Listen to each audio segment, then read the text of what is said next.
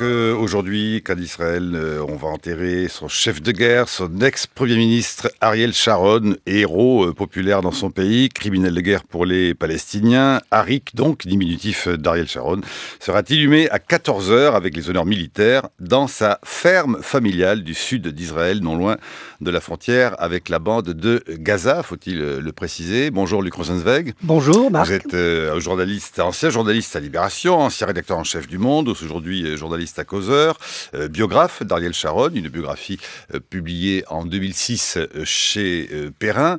Peut-être faut-il commencer par évoquer tous les noms, tous les qualificatifs que l'on donne à Ariel Sharon, autant haï qu'estimé, respecté que craint. Tout circule sur Ariel Sharon, personnage controversé, y compris depuis qu'il était tombé dans le coma il y a 8 ans. Tantôt une colombe, tantôt un faucon, tantôt un lion, tantôt un criminel, tantôt un soldat laboureur, comme vous l'écrivez vous dans l'Arche. Le héros, le salaud, le recours, les 3 vies d'Ariel Sharon, écrit Pierre Aski dans Rue 89. Vous prenez lequel ? Écoutez, je prends tout en bloc. Simplement, je voudrais dire que d'abord, Sharon ne laisse personne indifférent. C'est déjà quelque chose. Et deuxièmement, que nous ne sommes plus dans une époque où ce ne sont simplement les vainqueurs qui écrivent l'histoire. C'est-à-dire que l'histoire immédiate de Sharon, elle est écrite aussi bien par ses amis que par ses ennemis. Donc, c'est à nous, qui sommes en principe des observateurs non engagés directement dans cette affaire, de faire le tri de ce qui est la vérité et de ce qui est de la propagande. Il y en a des deux côtés. Dans les deux récits, ou les deux, ou même il y en a plusieurs. Il y a le récit de ses ennemis qui sont les Palestiniens, enfin ses ennemis, ceux qui ont toujours combattu, et le récit de la vie politique interne en Israël, dans lequel cohabitent le récit de gauche et le récit de droite. Alors, parce qu'au fond, les ennemis d'Ariel Sharon ne sont pas seulement du côté, de l'autre côté du mur, ne sont pas seulement les Palestiniens. Il a des ennemis très farouches et très féroces, y compris dans son propre camp, ou de ceux qui étaient auparavant ses amis. Alors là, je les traiterai d'adversaires politiques, si vous voulez. Oui, les adversaires politiques déterminés. Les colons qui n'ont toujours pas retrouvé de logement depuis que Gaza a été désengagé. Il en a maintenant, sa longue vie, son itinéraire, lui ont créé des inimitiés aussi bien à l'extrême gauche qu'à l'extrême droite ça veut dire qu'il était au centre. À la fin de sa vie, il était au centre. Mais simplement, moi, je ne voudrais pas juger des récits. Chacun les formule en fonction de ses intérêts de l'heure. Donc, ce que moi je retiens de la longue vie d'Ariel Sharon, c'est que c'était, contrairement à beaucoup des hommes politiques ou des pères fondateurs, qui ne l'est pas, moi j'appellerais plutôt un bâtisseur, les pères fondateurs de l'État d'Israël étaient mus par une idéologie extérieure. Il y avait bien sûr le sionisme, mais en plus, il y avait une idéologie qui était extérieure au sionisme lui-même. Par exemple, Ben-Gurion, le fondateur de l'État d'Israël, lui était quelqu'un qui se réclamait de l'idéal socialiste, internationaliste. De l'autre côté, Begin, qui était l'émule de Jabotinsky, l'idéologue de la droite nationaliste, se réclamait d'une idéologie nationaliste qui était, en Europe au moins à l'époque, aussi largement répandue. Donc, par rapport à ces positionnements-là, Sharon n'a jamais été un idéologue.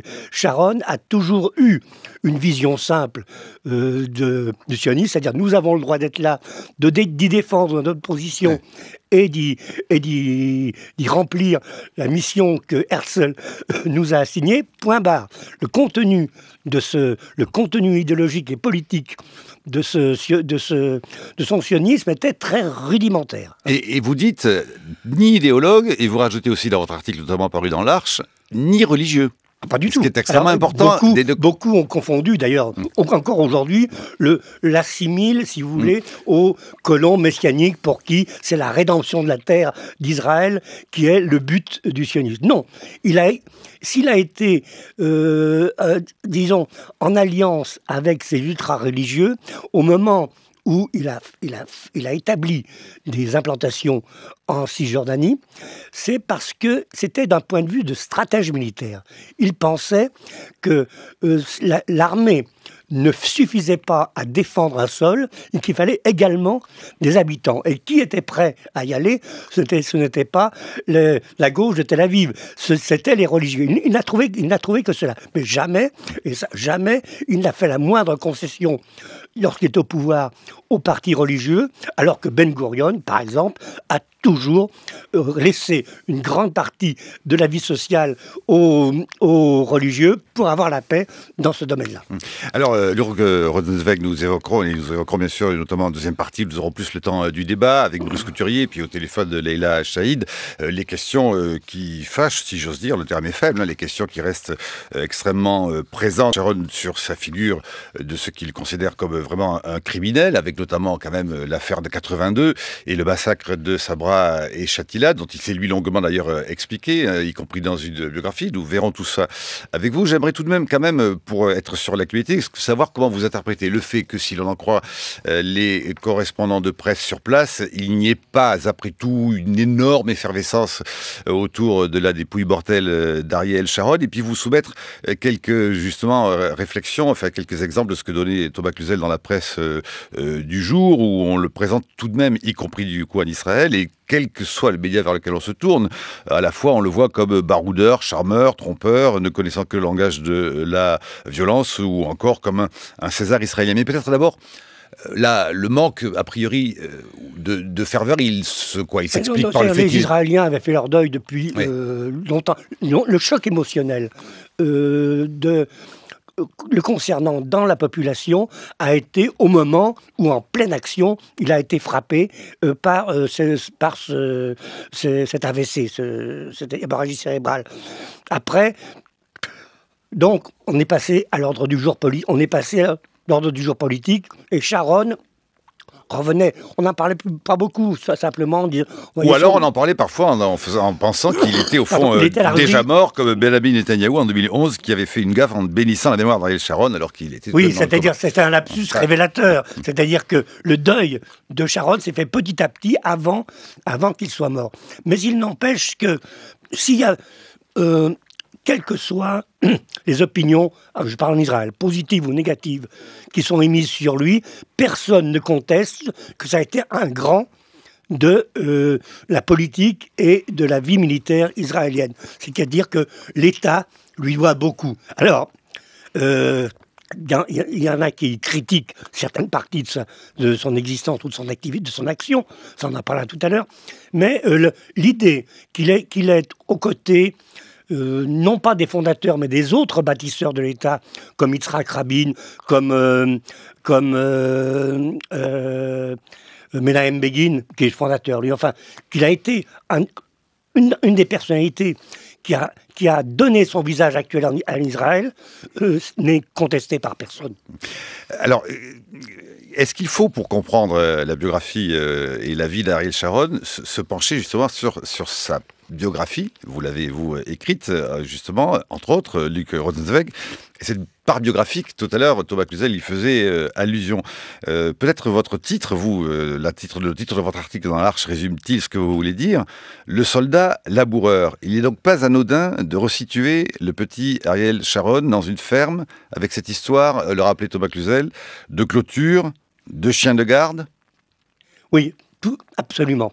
On ne comprend pas Sharon si on ne connaît pas son fond paysan. Et un fonds paysan qu'il a hérité de sa famille. Vous dites qu'il ne faut jamais l'oublier, il ne faut jamais l'oublier, ce fonds paysan, parce que le rapport à la terre qu'il entretient n'est pas celui par exemple, de celui qui aujourd'hui fait une start-up à Tel Aviv. Ce n'était pas un homme mondialisé, c'était un homme qui avait les pieds dans la glèbe, et on sait très bien, et même en ce moment de commémoration de la Grande Guerre de 1914, on sait très bien qu'une des forces de l'armée française était l'enracinement paysan de ces hommes qui n'hésitaient pas à souffrir le martyre pour défendre la terre dans laquelle ils étaient insérés. Donc, vous voyez, il a un rapport plutôt 19e siècle à la terre et à la nation qu'un rapport du 21e siècle. Et ce qui induit quoi? Un rapport à la clôture, au mur? J'y viens, Marc, j'y viens. Il faut pas oublier non plus que sa famille, son père, qui a fait des études d'ingénieur et d'agronome, qu'il n'a pas terminé d'ailleurs en Russie, en Géorgie précisément, a vu les premiers pas de l'Union soviétique. C'est ses premières années. Et il s'est bien juré que jamais ce modèle n'était le sien pour pratiquer ce qu'il voulait faire, l'agriculture. Il a vu la collectivisation forcée. Mais il se trouve que lorsqu'il est arrivé en Israël, il n'y avait pas moyen de monter une ferme privée. Toutes les fermes étaient soit ce qu'on appelle les moshavim, c'est-à-dire ce qui correspond aux kolkhozes, soit des kibbutzim qui sont des fermes entièrement collectivisées. Et le collectivisme lui sortait par les yeux. C'est pour cela qu'il était très isolé au sein de son moshav de Kfar Malal, parce qu'il ne concevait pas que la collectif lui donne même des ordres pour choisir les cultures qu'il allait faire dans son champ.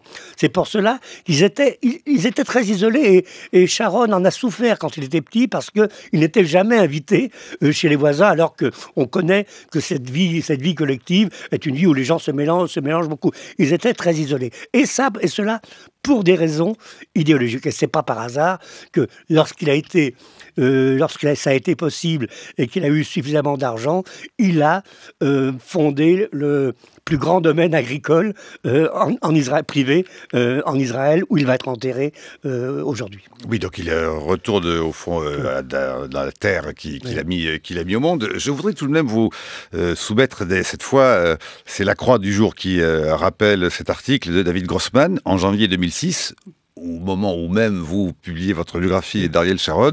L'écrivain israélien David Grossman écrivait dans le quotidien britannique The Guardian ces mots que je cite: « Curieusement, cet homme courageux, brave et corrompu, puisqu'il y avait tout de même des histoires de financement douteux de ses campagnes électorales, cet homme qui a ignoré, écrit Grossman, les limites, quelles qu'elles soient, internationales ou légales, est devenu une sorte de figure paternelle que les Israéliens sont prêts à suivre, les yeux fermés. » Et Grossman, en 86, d'ajouter: « Faisant fi de leur droit de savoir, les Israéliens ont préféré mettre leur avenir entre les mains de Sharon, quitte à suspendre leur jugement personnel et leur droit à recevoir l'information et à critiquer la politique de leur pays.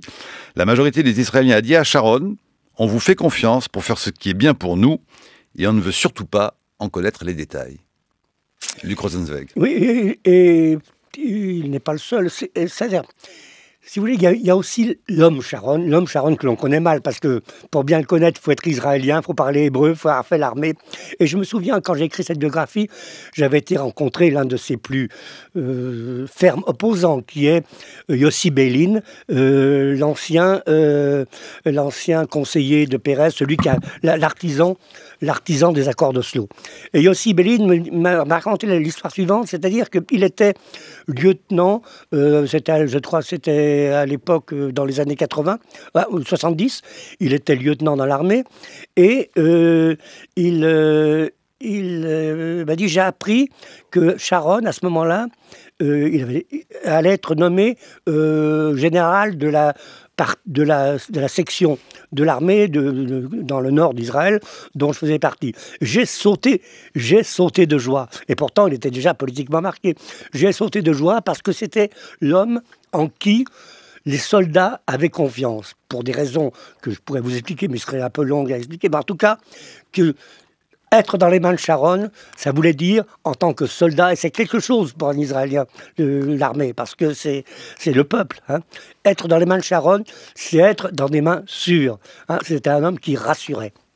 Et pourtant, il s'est souvent fait quand même taper sur les doigts par sa hiérarchie. On connaît ses faits militaires importants.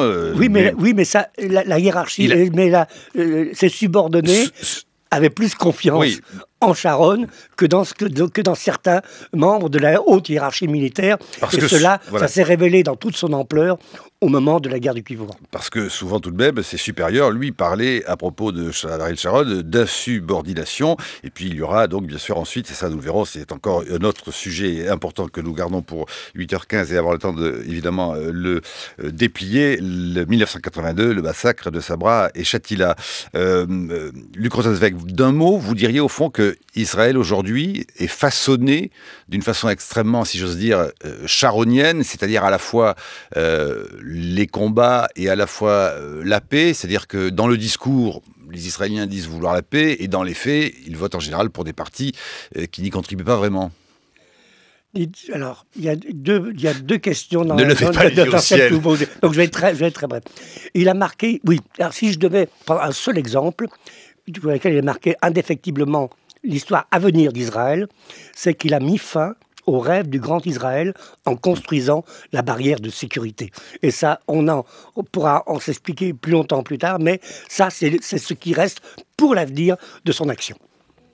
Alors, 8h15. 8h16, je regarde en régie, donc nous avons bien Madame Chaïd au téléphone. Bonjour Madame Chaïd. Bonjour. Merci de nous rejoindre dans cette deuxième partie des matins de France Culture. Donc je rappelle, vous êtes ambassadrice de la Palestine auprès de l'Union européenne. Je vous propose d'écouter l'émission comme elle se déroule. C'est-à-dire nous commençons cette deuxième partie avec la chronique de Brice Couturier. Bonjour Brice. Bonjour Marc.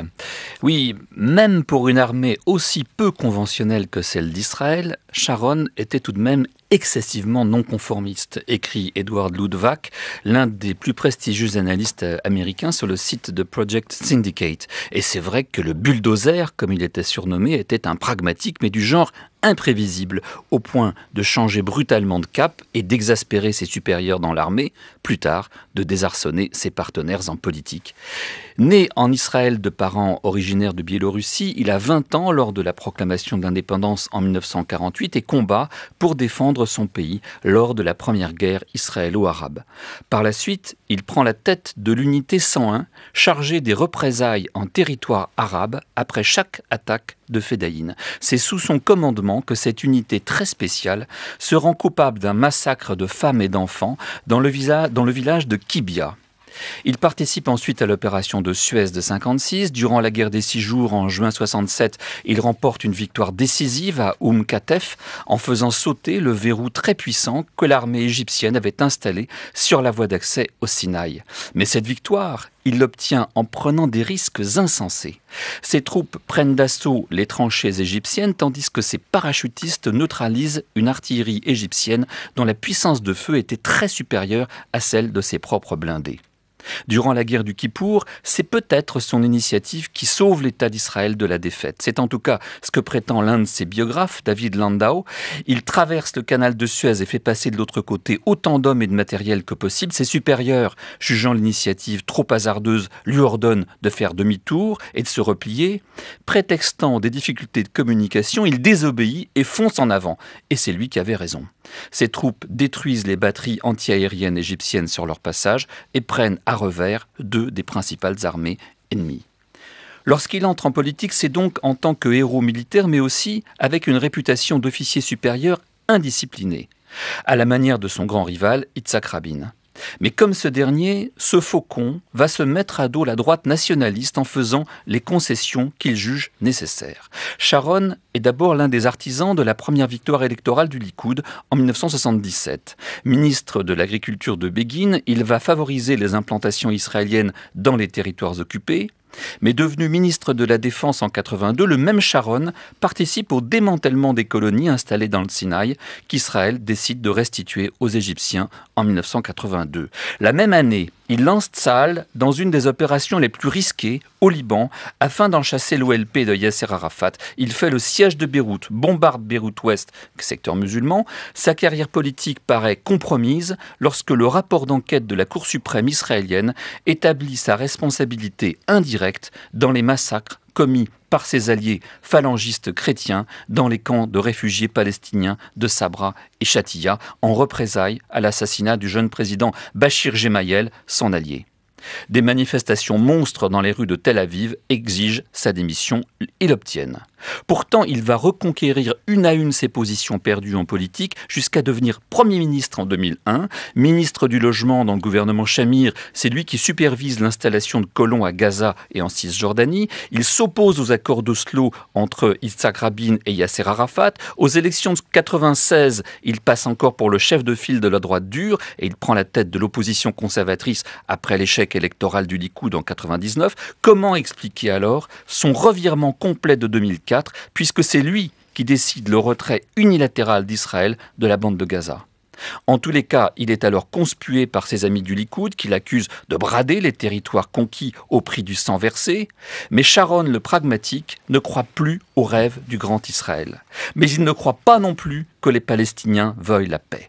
Il a acquis la conviction que seule la séparation entre Israël et les Palestiniens peut assurer la sécurité d'Israël. D'où la construction du mur qui, prétend la droite nationaliste, signe l'abandon ultérieur des colonies établies de l'autre côté. Alors, le bulldozer quitte le Likoud et s'en va former un parti plus conforme à sa politique. Ce sera Kadima, centriste, rejoint par des hommes d'une sensibilité politique bien différente de la sienne, dont le plus emblématique est sans doute Shimon Peres.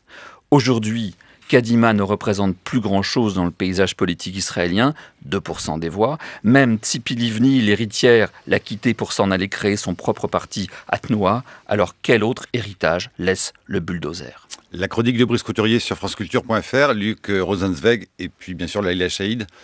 Oui, je n'ai pas grand-chose à rajouter à la chronique de Brice Couturier, qui est un excellent résumé de la problématique que pose Ariel Sharon aux yeux maintenant des historiens.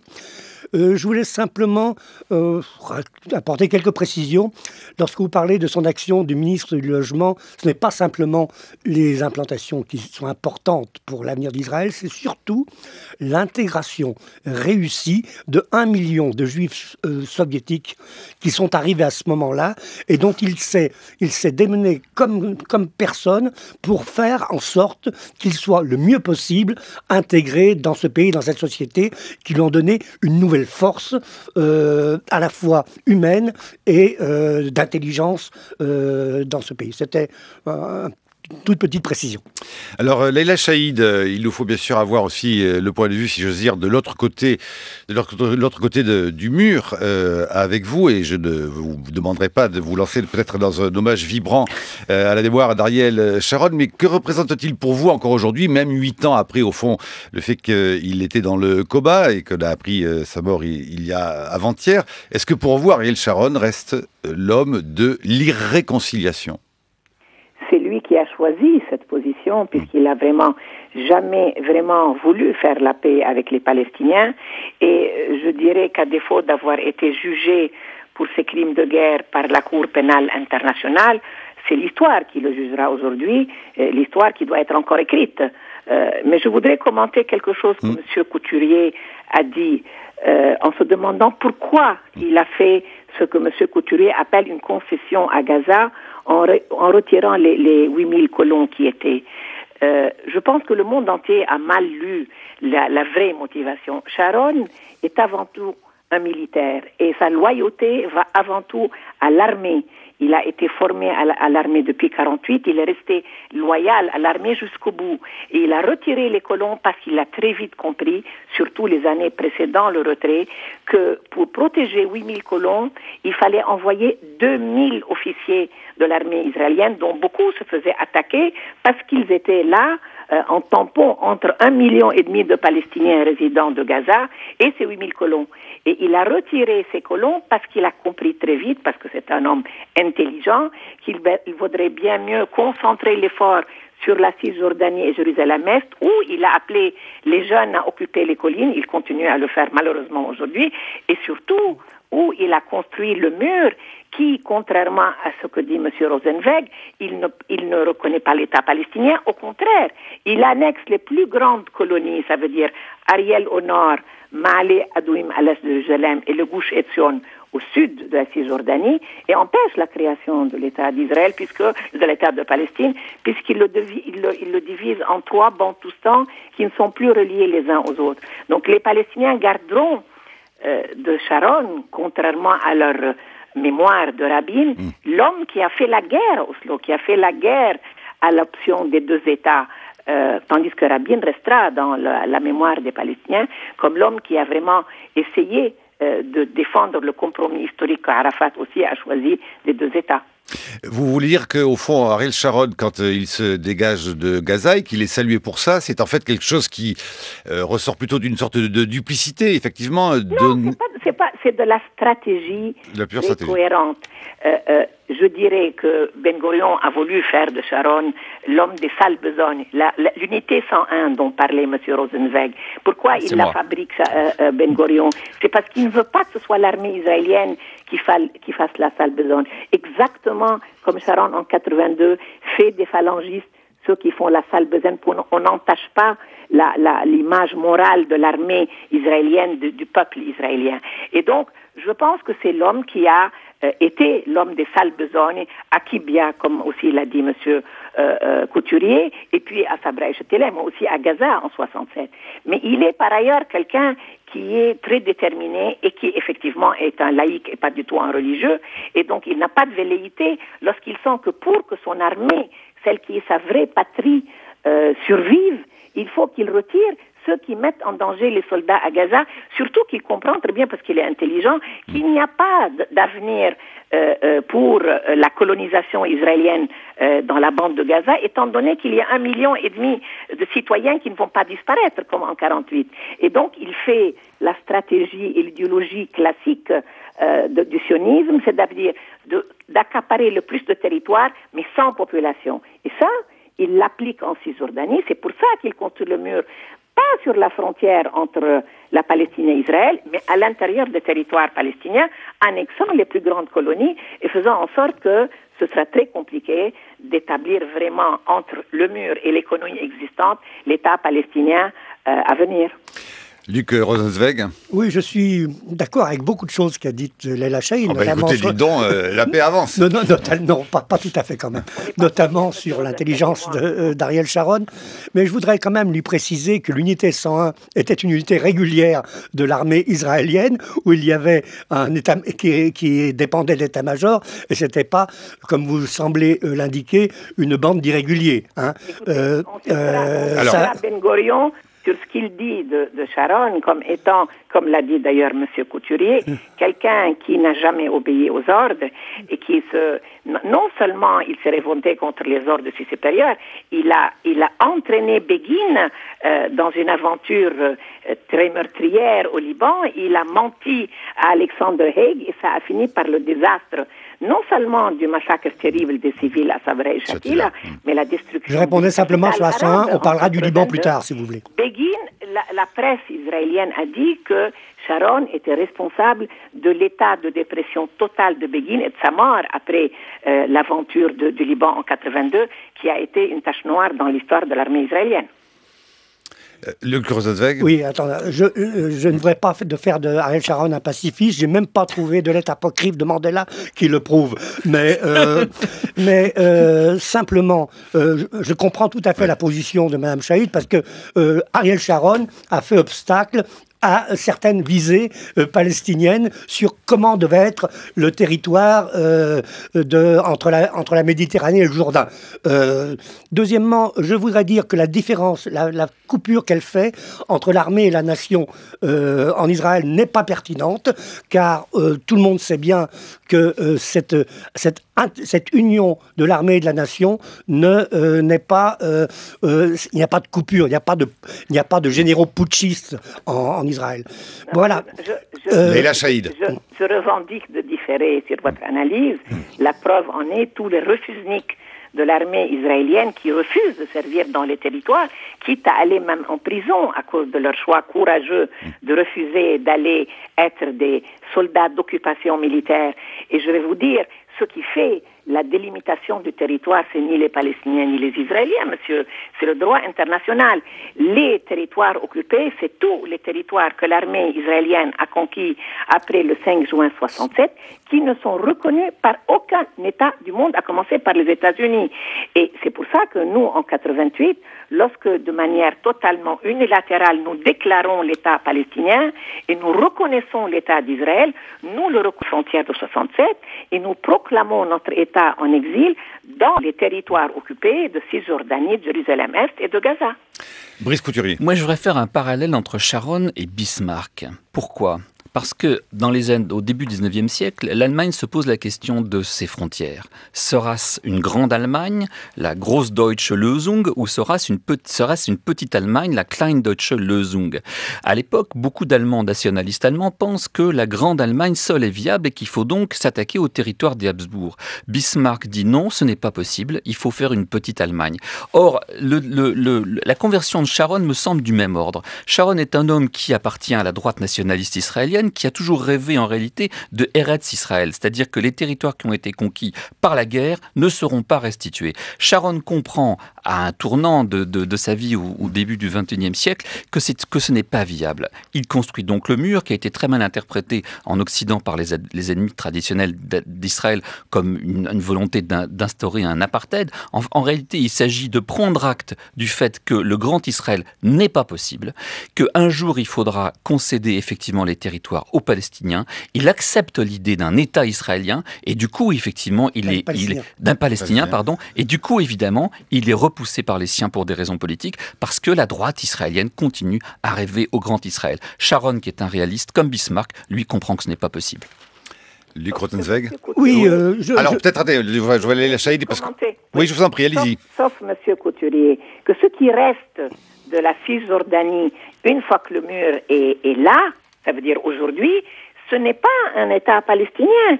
C'est des Bantoustans qui sont, premièrement, sans Jérusalem-Est, que le mur annexe totalement, et ce qu'on appelle le Grand Jérusalem, qui est 7 fois plus grand que le Jérusalem d'origine. Il annexe Ariel, Ma'ale Adumim et le Gush Etzion. Ce qui reste de ce territoire n'est pas viable. Monsieur Sharon est celui qui a mis dans le programme du Likoud que l'État palestinien, il est en Jordanie, et jusqu'à aujourd'hui, c'est le programme du Likoud. Ça veut dire que ce qui restera, une fois le mur construit, et nous le voyons aujourd'hui, c'est un genre de corridor qui sera le tampon entre la Jordanie, que le Likoud appelle l'État de Palestine, et le Grand Israël. Luc Rotenzweig. Oui, simplement je veux dire que ce qui rend surtout pas viable actuellement un État palestinien, c'est la division entre le Hamas et le Fatah que Mme Chaïd représente. Donc le problème, je n'entrerai pas dans les détails sur la viabilité des 78 ou 76% de territoire donné à l'État d'Israël dans l'accord de paix définitif. En tout cas, la non-viabilité de l'État palestinien est plutôt une affaire interne actuellement. Monsieur, oui, la Chaïd. Je suis tout à fait d'accord avec vous que la division entre le Hamas et le Fatah, le territoire de Gaza et de Cisjordanie, n'arrange pas les Palestiniens, pas à cause seulement de l'État, parce qu'un mouvement de libération nationale a besoin de son unité, mais sur le plan territorial, parce qu'un État, c'est aussi un territoire, c'est le mur, c'est les colonies, c'est l'annexion de ce qui va devenir notre capitale, qui empêche physiquement ce territoire d'exister sur le plan territorial. Et il est évident que nous devons faire notre propre travail de reconstruction de notre unité. Mais aujourd'hui, ce qui empêche, c'est avant tout la volonté politique de M. Netanyahou et sur le plan du territoire, la fragmentation, l'atomisation du territoire. Vous avez aujourd'hui plein d'Israéliens et plein de Palestiniens qui appellent un État binational en disant il n'y a plus de place pour faire l'État de Palestine. Il faut revenir à ce qui était le premier projet des Palestiniens, ça veut dire un État laïque et démocratique pour tous. Stéphane Rosès. Oui, justement, je voudrais faire le lien entre ce débat sur les divisions à l'intérieur des Palestiniens, les territoires, et ce que vous disiez au départ, Luc Rosenweil, sur les personnalités des dirigeants d'Israël. Certains, parmi les critiques du gouvernement israélien, suspectent historiquement le gouvernement israélien d'avoir pu mettre en selle le Hamas et le favoriser par rapport à l'OLP, de sorte de ne plus avoir d'interlocuteurs au plan international crédible. Mais au-delà de cette question, mais je serais intéressé d'avoir votre analyse, parce que Ben Gourion a sans doute été au centre de tous ces débats. Je voudrais revenir sur ce que vous disiez, qui était tout à fait passionnant, qui était que chaque grand dirigeant israélien, dont Ariel Sharon, avec des caractéristiques différentes, était finalement un tout petit peu tenaillé par des tensions. Vous disiez, Ben Gourion était à la fois sioniste et socialiste, Begin était à la fois sioniste et nationaliste, mais même Sharon lui-même était sans doute en tension. Et donc, la question, elle est culturelle, c'est-à-dire les dirigeants israéliens de cette génération tenaillés n'avaient-ils pas finalement une difficulté à pouvoir faire la paix avec les voisins, quelle que soit la nature des voisins? Et est-ce que maintenant, la nouvelle génération est différente, de sorte, est-ce que vous pouvez nous donner des espoirs? Luc Rosenzweig. Je voudrais rappeler quand même un tout petit recul historique, c'est-à-dire jusqu'en 1988. C'est pas si vieux. Il n'y avait aucune reconnaissance de la légitimité d'Israël par l'ensemble du monde arabe, y compris les Palestiniens. C'est-à-dire que dans les 40 premières années de son existence, Israël était confronté à la négation de son être par tous ses voisins. Bon, après, il y a eu un premier pas à Alger avec reconnaissance du fait, Israël, avec beaucoup de circonvolutions, mais l'adaptation des Israéliens à cette nouvelle situation après les accords d'Oslo, c'est pas allé sans problème. Ce n'est pas allé sans problème. Et si vous me posez la question, où en sont les Israéliens d'aujourd'hui?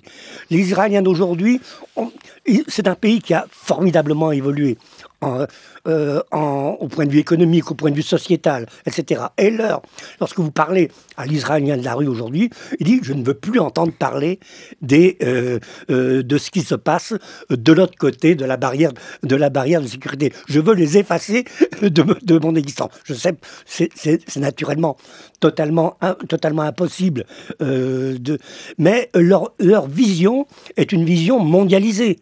Ils ne sont plus dans la région. L'idée que Israël devait, pour garantir son existence, s'inscrire dans une région est une idée abandonnée par mais c'est un problème, parce que ça devient un pays hors sol. C'est un pays qui est tellement mondialisé, qui est tellement impliqué dans la mondialisation, que c'est une puissance de high-tech extraordinaire, que du coup, il croit faire partie du bloc des puissances occidentales. Or, il est dans le Moyen-Orient, il n'a pas l'air de le réaliser. La géographie se rappelle toujours à son existence. Avant de libérer Leila Chahid, je voudrais vous poser, Madame Chahid, une dernière question. Est-ce qu'avec la mort d'Ariel Sharon, même si cela faisait 8 heures qu'il était dans le coma, est-ce que vous voyez-vous quelque chose qui se tourne, une page qui se tourne avec la mort de Sharon, et donc une page d'hommes politiques, de dirigeants ou de criminels selon le côté qu'on se place, en tout cas qui est derrière vous, et est-ce que vous avez au fond une sorte de confiance dans l'avenir sur un nouveau personnel politique israélien et palestinien pour l'avenir de la région? Je vous pose la question parce que tout de même la presse israélienne aujourd'hui, nous le disait Thomas Cluzel tout à l'heure, montre au fond qu'Israël aujourd'hui est quand même très façonné au fond par cette personnalité d'Ariel Sharon, et que il a sûrement façonné la société israélienne, et en particulier dans la société israélienne, l'armée israélienne, parce qu'il est sûrement celui qui, comme je ne sais plus qui tout à l'heure commentait, avait une relation très forte. Oui, lorsqu'on parlait de Yossef Blin, c'était M. Rosenzweig. Je comprends, parce qu'il avait un genre de charisme très fort et il s'occupait beaucoup. Il était celui qui suivait ses soldats. Je continue à penser que c'est plus le chef de l'armée israélienne que de l'État, que des choix historiques, je dirais, des choix éthiques. Je pourrais dire de ça de Ben Gourion, par exemple. Mais je crois qu'il a laissé un legs terrible, qui sont les colons. Il a été le plus grand partisan des colons. C'est lui qui a appelé, c'est lui, lorsqu'il a été ministre du Logement, qui a financé toutes les colonies. C'est lui qui a appelé les jeunes à occuper les collines. Donc il a créé ce mouvement de colons fous, de jeunes qui occupent jusqu'à aujourd'hui. Et je pense qu'en le faisant, il savait très bien qu'il empêchait comme ça la création d'un État de Palestine en Palestine, puisqu'il le veut en Jordanie. Aujourd'hui, je n'ai pas beaucoup, malheureusement, d'espoir que l'establishment politique aujourd'hui en Israël soit, peut-être je mettrai un bémol sur Madame Tzipi Livni, qui d'ailleurs, comme par hasard, est la seule qui l'a suivie dans Kadima, même si aujourd'hui elle a fondé son propre parti. Mais je pense réellement que le changement dans la société israélienne, c'est la place qu'occupent aujourd'hui les religieux, qu'ils soient dans le mouvement des colons ou dans l'armée. Et ça rend beaucoup plus complexe la possibilité de compromis historique qu'on avait réussi avec Rabin. C'est pour ça qu'on a assassiné Rabin, pour l'empêcher d'être le partenaire de la paix. Et je pense que dans la tâche de M.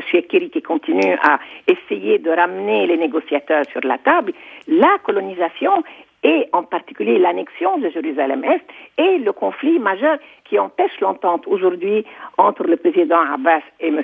Netanyahou via M. Kerry. Et je pense que je suis optimiste sur la société israélienne parce que, comme dit M. Rosenzweig, elle a réussi sur le plan mondial, mais elle est totalement autiste. On ne peut pas réussir à la Silicon Valley ou à Bruxelles et prétendre qu'Israël est accroché à un nuage dans le ciel. Elle est au cœur de ce Moyen-Orient dont la majeure partie est arabe, et pour qu'elle survive, il faut bien qu'elle fasse la paix avec les premiers des Arabes. Pour elle, ça veut dire les Palestiniens. Merci Madame Chahid de nous avoir rejoints au téléphone. Je rappelle que vous êtes l'ambassadrice de la Palestine auprès de l'Union européenne. Je voudrais aussi renvoyer à de très bonnes pages de La Croix qui donne la parole un peu à tout le monde, y compris à ceux qui à l'intérieur même, au fond, d'Israël, font la part des choses. Yossi Alfer, Luc Rosenzweig, ancien directeur du Centre Jaffé pour les études stratégiques de Tel Aviv, note même que tout de même le démantèlement des colonies de Gaza et de leurs 8000 habitants n'avait pas été si bien géré que cela, malgré tout. Il dit beaucoup à l'Israël lui en veulent aujourd'hui. Ce retrait a traumatisé les colons israéliens. 8 ans après, certaines familles n'ont toujours pas retrouvé de logement. Et parce que ce retrait n'a pas été négocié avec les Palestiniens, il a laissé une partie du pays apporter des roquettes tirées depuis Gaza. Cette décision est très controversée. Sharon aurait pu évacuer les colons, mais laisser l'armée, ce qui est effectivement étrange pour le militaire qu'il était, de ne pas l'avoir fait, cela. Oui, mais si vous voulez, c'était un homme de décision, pas de demi-décision, ni de... C'était ou blanc ou noir. Mais il faut dire aussi que il a été fauché en plein vol, comme on dit, parce qu'il y avait un signe dans ses décisions de retrait. Il y avait aussi 4 colonies isolées de Cisjordanie qu'il a fait évacuer. C'est-à-dire que le signal qu'il donnait, c'était qu'effectivement, les grands blocs, il faut dire que ces grands blocs de colonies contiennent 80% de la population juive des territoires. Et il était prêt à sortir, c'était la deuxième phase qu'il avait planifiée, à sortir de Cisjordanie parce qu'il avait été persuadé, et par un géographe de l'université de Haïfa, que démographiquement, la solution à un seul État signifiait la fin de l'État juif. C'est un homme pour qui la géographie est la première des sciences. Et la géographie et la démographie, pour lui, ne mentaient pas. Ouais. Je vous propose d'écouter en forme de clin d'œil une archive, celle de Yasser Arafat, en 1994 à l'UNESCO. On sait évidemment comment les deux hommes faisaient presque couple, si j'ose dire, l'un voulant absolument assassiner l'autre, et l'un d'ailleurs n'ayant jamais parvenu à éliminer l'autre. Ils sont morts chacun de leur côté. C'était le 6 juillet 1994. C'était Jean-Marie Colombani et Gérard Sebat sur France 2.